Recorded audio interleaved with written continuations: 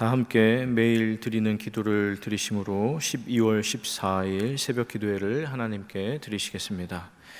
빛 되신 하나님, 오늘도 저희에게 새로운 하루를 주셔서 감사합니다. 세상의 전쟁과 질병으로 죽어가는 많은 사람들이 삶과 죽음의 경계에서 빛 되신 주님을 보고 소망을 얻게 하옵소서. 교회가 이웃을 향해 사랑의 손을 펼치게 하시고 하나님의 진리와 평화가 한반도와 세상 곳곳에 전파되게 하옵소서. 복음 통일을 이루어 주시고 영락교회를 붙들어 주옵소서. 교회와 가정에서 믿음의 대가 잘 이어지게 하시고 성령님의 인도하심에 따라서 저희 교회의 5대 본질인 예배와 교육과 선교, 성도의 교제와 봉사에 힘쓰게 하옵소서. 모든 교역자들이 성령님으로 충만하게 하시고 모든 성도들이 하나님의 말씀을 따라 행진하여 가게 하옵소서. 예수님의 이름으로 기도드립니다. 아멘. 다 함께 찬송가 305장을 찬송하시겠습니다.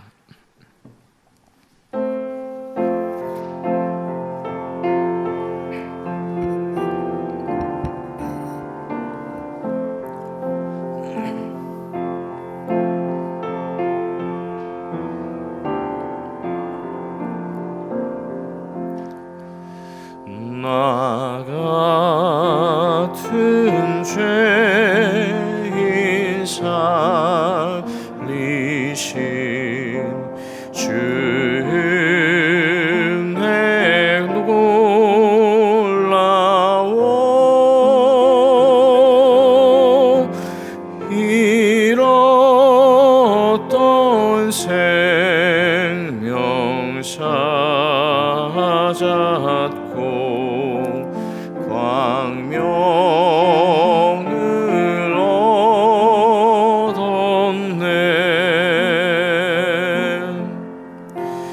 근죄악에서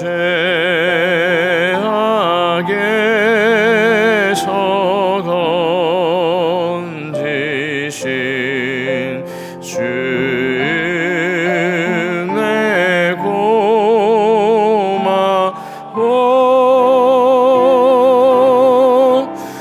나 처음 믿는 그 시간 귀하고 귀하다.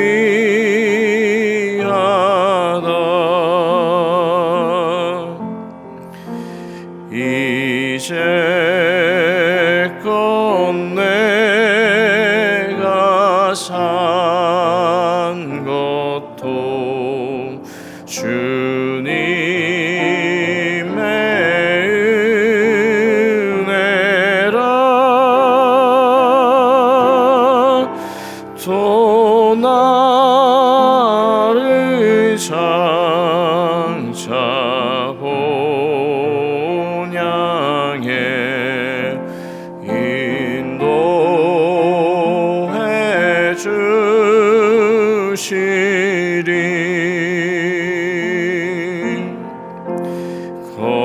거기서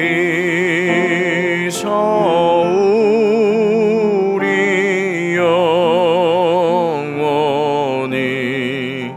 주님의 은혜로 해처럼 맑게 살면서 주 찬양하리라.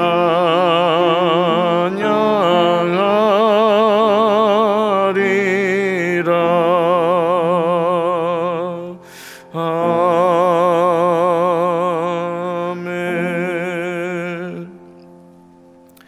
이 새벽에 함께 나눌 말씀은 이사야 29장의 말씀입니다.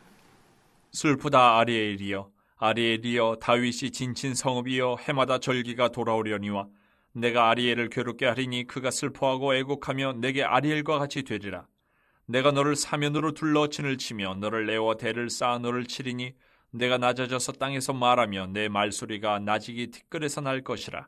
내 목소리가 신접한 자의 목소리같이 땅에서 나며 내 말소리가 티끌에서 짓거리리라. 그럴지라도 내 대적의 무리는 세미한 티끌 같겠고 강포한 자의 무리는 날려가는 겨 같으리니 그 일이 순식간에 갑자기 일어날 것이라. 만군의 여호와께서 우레와 지진과 큰 소리와 회오리 바람과 폭풍과 맹렬한 불꽃으로 그들을 징벌하실 것인즉 아리엘을 치는 열방의 무리 곧 아리엘과 그 요새를 쳐서 그를 곤고하게 하는 모든 자는 꿈같이 밤의 환상같이 되리니 줄인 자가 꿈에 먹었을지라도 깨면 그 속은 여전히 비고 목마른 자가 꿈에 마셨을지라도 깨면 곤비하며 그 속에 갈증이 있는 것 같이 시온산을 치는 열방의 무리가 그와 같으리라. 너희는 놀라고 놀라라. 너희는 맹인이 되고 맹인이 되라. 그들의 취함이 포도주로 말미암음이 아니며 그들의 비틀거림이 독주로 말미암음이 아니니라. 대저 여호와께서 깊이 잠들게 하는 영을 너희에게 부어주사 너희의 눈을 감기셨음이니 그가 선지자들과 너희의 지도자인 선견자들을 덮으셨습니다. 그러므로 모든 계시가 너희에게는 봉한 책의 말처럼 되었으니 그것을 글 아는 자에게 주며 이르기를 그대에게 청하노니 이를 읽으라 하면 그가 대답하기를 그것이 봉해졌으니 나는 못 읽겠노라 할 것이요 또 그 책을 글 모르는 자에게 주며 이르기를 그대에게 청하노니 이를 읽으라 하면 그가 대답하기를 나는 그를 모른다 할 것이니라. 주께서 이르시되 이 백성이 입으로는 나를 가까이하며 입술로는 나를 공경하나 그들의 마음은 내게서 멀리 떠났나니 그들이 나를 경외함은 사람의 계명으로 가르침을 받았을 뿐이라. 그러므로 내가 이 백성 중에 기이한 일 곧 기이하고 가장 기이한 일을 다시 행하리니 그들 중에서 지혜자의 지혜가 없어지고 명철자의 총명이 가려지리라. 자기의 계획을 여호와께 깊이 숨기려 하는 자들은 화 있을진저 그들의 일을 어두운 데에서 행하며 이르기를 누가 우리를 보랴 누가 우리를 알랴 하니 너희의 패역함이 심하도다. 토기장이를 어찌 진흙같이 여기겠느냐.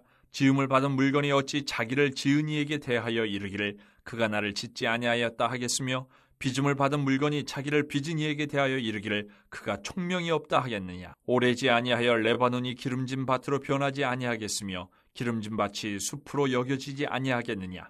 그날에 못 듣는 사람이 책의 말을 들을 것이며 어둡고 캄캄한 데에서 맹인의 눈이 볼 것이며 겸손한 자에게 여호와로 말미암아 기쁨이 더하겠고 사람 중 가난한 자가 이스라엘의 거룩하신 이로 말미암아 즐거워하리니 이는 강포한 자가 소멸되었으며 오만한 자가 그쳤으며 죄악의 기회를 엿보던 자가 다 끊어졌습니다. 그들은 송사로 사람에게 죄를 씌우며 성문에서 판단하는 자를 올무로 잡듯하며 헛된 일로 의인을 억울하게 하느니라.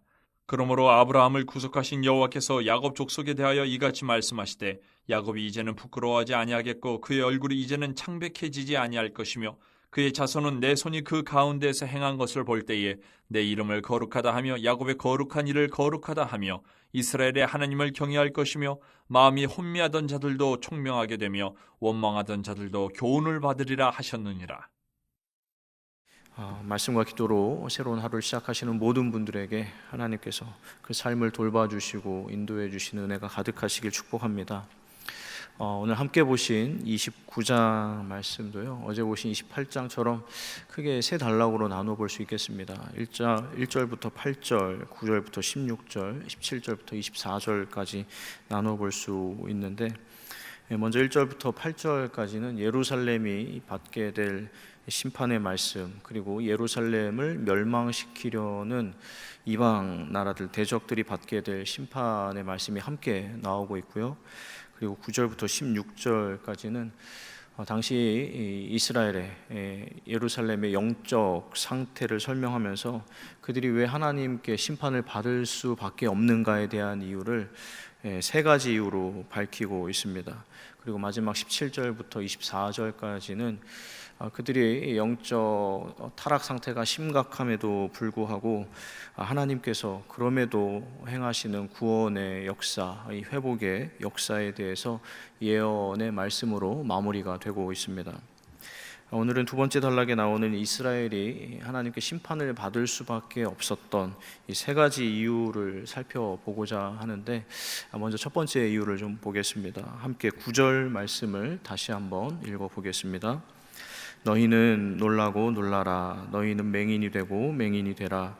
그들의 취함이 포도주로 말미암음이 아니며 그들의 비틀거림이 독주로 말미암음이 아니니라. 이 말씀은 이렇게 좀 풀어서 말씀을 드릴 수 있겠습니다. 그렇게 계속해서 눈을 감아라. 그러면 결국 완전히 눈이 안 보이게 될 것이다. 또 그렇게 계속 행동해 봐라.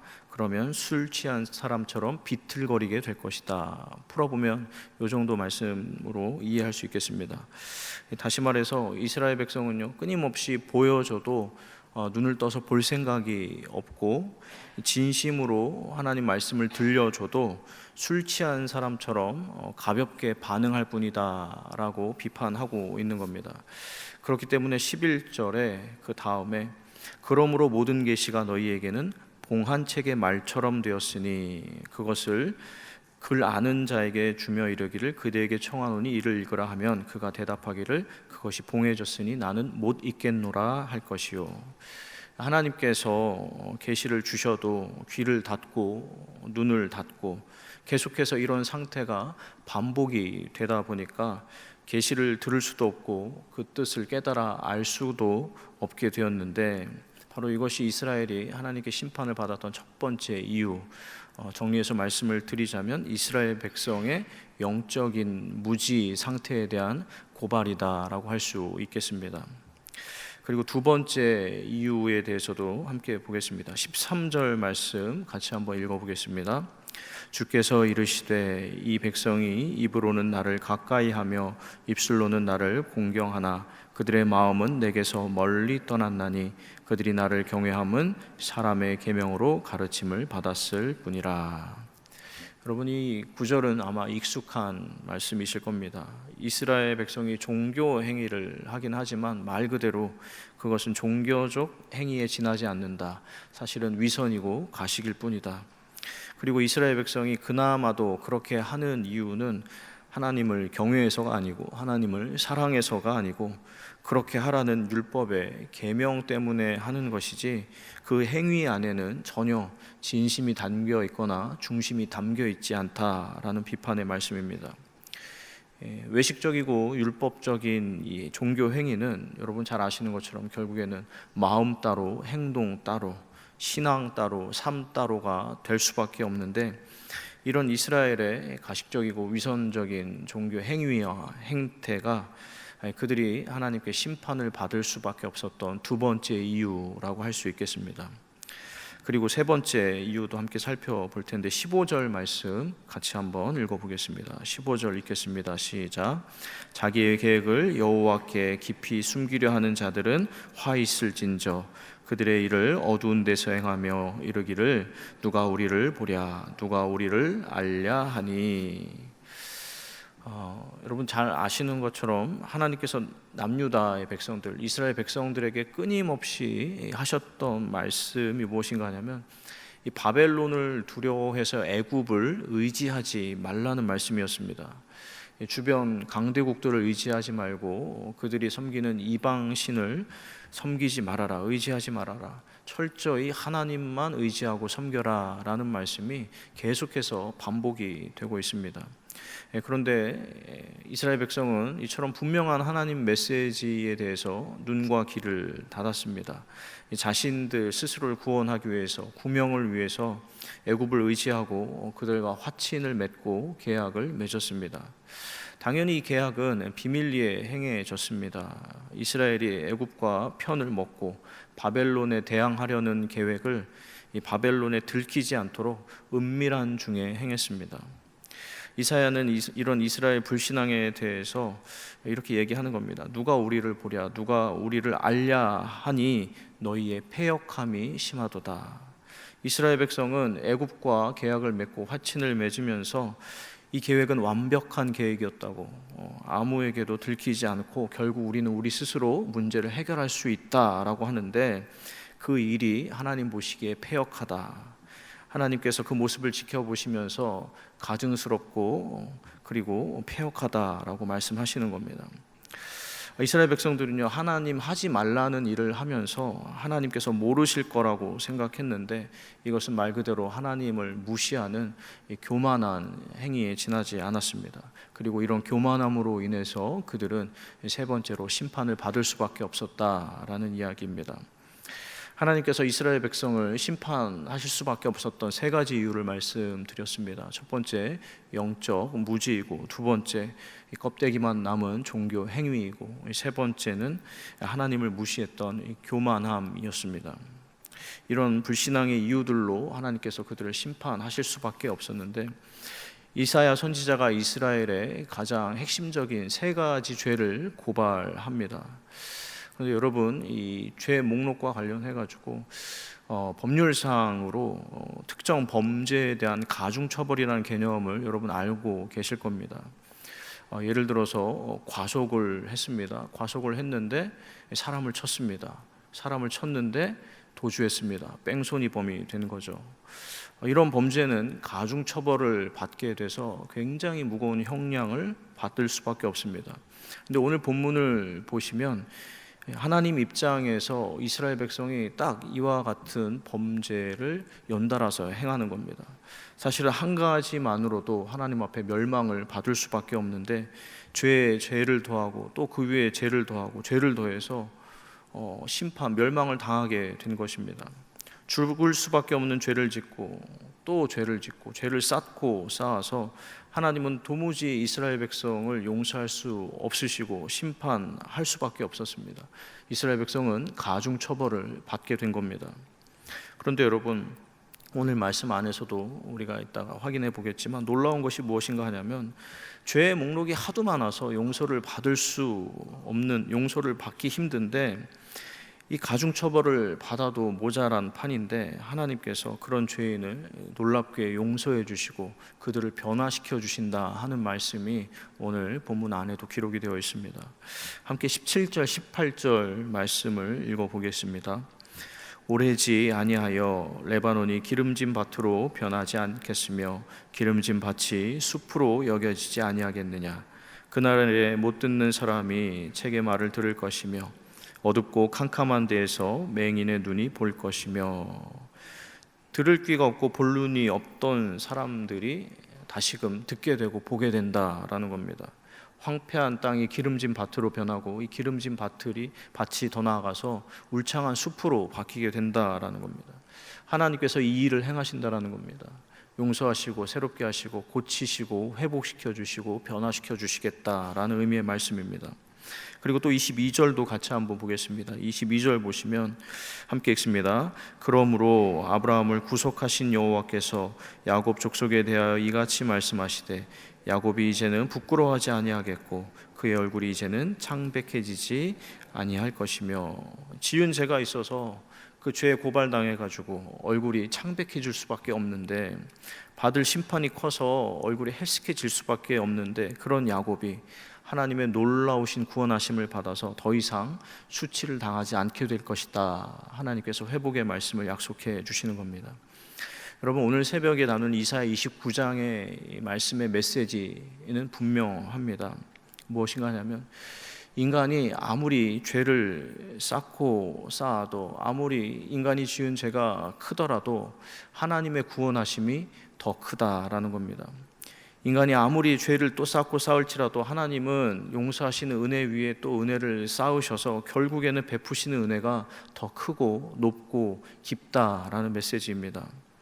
우리는 영적으로 무지하고 습관을 쫓는 종교 행위를 반복하고 또 하나님 앞에 불순종하고 교만하지만, 하나님은 놀라우신 분이라 죄를 깨닫게 하시고 회개하게 하시고 더 나아가 변화시켜 주시고 새롭게 해주시고 새 일을 행하신다라는 겁니다. 여러분, 그렇기 때문에 우리가 이 새벽에 이 메시지를 가지고 해야 할 것이 무엇인가 하냐면, 은혜의 하나님, 구원의 하나님 앞으로 다시금 나아갈 수 있는 저하고 여러분이 되기를 바랍니다. 우리가 이야기하기를 늦은 때가 사실은 가장 빠른 법이 아니겠습니까? 그러니까 자기 백성이 돌아오기만을 기다리시는 그 하나님 앞으로 그 어떤 누구라도 받아주시고 그 어떤 죄도 용서해 주시고 회복시켜 주시는 하나님 앞으로 나아가실 수 있기를 바랍니다. 분명히 하나님께서 하나님 앞으로 나아가는 일을 기쁨으로 맞아주시고 구원과 회복의 은혜를 베풀어 주실 줄로 믿습니다. 오늘 하루도 그 놀라운 하나님의 구원의 회복의 은혜를 경험하시는 저하고 여러분이 될 수 있기를 주님의 이름으로 간절히 축원합니다. 기도하겠습니다. 사랑의 하나님, 구원의 하나님, 이 아침에 저희의 죄를 고백합니다. 하나님 바라보기보다 사람과 세상을 바라봤던 저희를 용서해 주시고, 진심과 중심으로 나아가기보다 습관을 따라 겉으로만 종교 생활했던 저희를 용서해 주시고 스스로 주인이 되고 왕이 되어서 하나님 앞에 교만했던 저희를 용서하여 주시옵소서. 그러나 저희가 아무리 죄를 쌓고 또 쌓더라도 하나님의 은혜는 그보다 높고 깊어서 모든 죄인을 용서하시고 새롭게 하시는 줄 믿음으로 고백하오니 싸매시고 고치시고 용서하시고 새롭게 하시는 은혜를 베풀어 주시옵소서. 광야를 기름진 밭으로 바꾸시고 울창한 숲으로 바꾸시는 하나님이시오니 늦었다 여기지 않고 다시금 믿음과 소망으로 하나님 앞으로 나아가게 하여 주시옵소서. 특별히 삶의 문제로 낙심하고 포기하기에 주저앉은 그런 분들이 계시다면 하나님 새로운 믿음을 더해 주시길 원합니다. 그 믿음으로 말미암아 다시금 하나님 앞에 나아가게 하여 주시고 결국에는 모든 것을 합력해 선을 이루시는 하나님, 역전에 능하신 하나님을 경험하는 하나님 백성들 다 되게 하여 주시옵소서. 이 모든 것 구원과 회복의 주님 우리 주 예수 그리스도의 이름으로 기도드립니다. 아멘. 이제 함께 기도 제목 나누고 기도하도록 하겠습니다. 먼저는 나눈 말씀 의지에 기도할 텐데, 인간의 약함과 악함이 하나님의 능력과 구원보다 클 수 없음을 기억하면서 하나님의 은혜를 입어 회복과 변화의 삶을 살게 하여 주시옵소서라고 기도하기 원합니다. 그리고 오늘 주간 기도 제목, 우리 영락교회에 속한 교육기관들, 교회 부설 어린이집, 영락 유치원, 신당 오동 어린이집, 영락 중고, 영락 의료과학고, 대강 초중고, 보성 여중고를 통해서 학생들이, 자녀들이 세상의 성공보다 하나님 나라를 추구하며 살 수 있도록, 또 복음과 성경의 가치대로 살아갈 수 있도록 기도해 주시기 바랍니다. 그리고 김경식 선교사님, 콩고 민주공화국, 그리고 고금자 선교사님, 프랑스의 선교사님이시죠. 가정과 사역을 위해서 기도해 주시기 바랍니다. 뒷면을 보시면 선교사님들의 자세한 기도 제목과 교구 기도 제목이 있으니 함께 기도해 주시길 부탁을 드립니다. 이런 기도 제목으로 함께 기도하시도록 하겠습니다.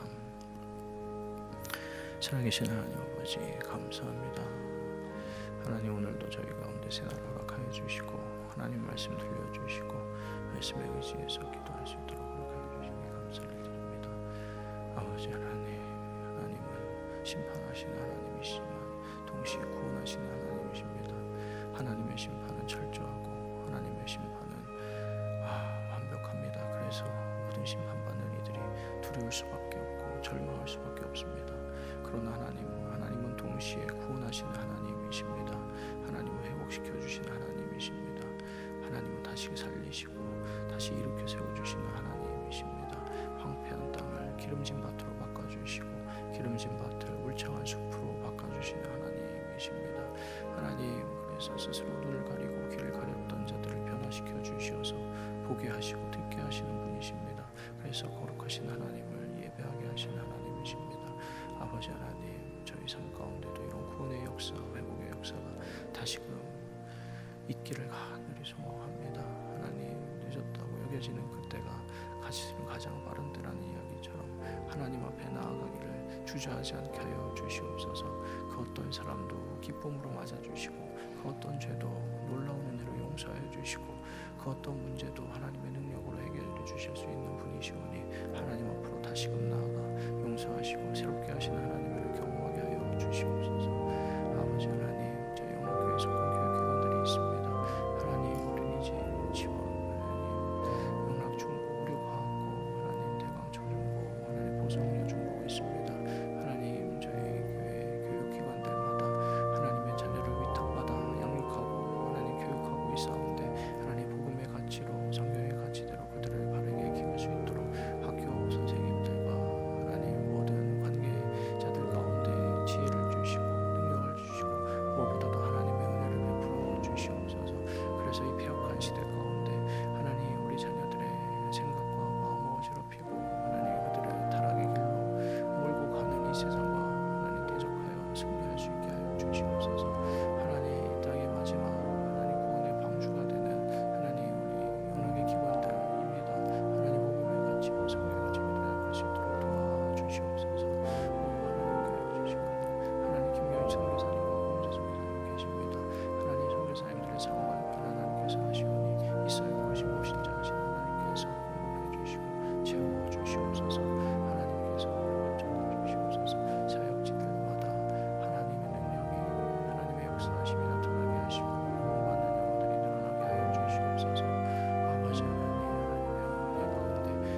소식이 하나님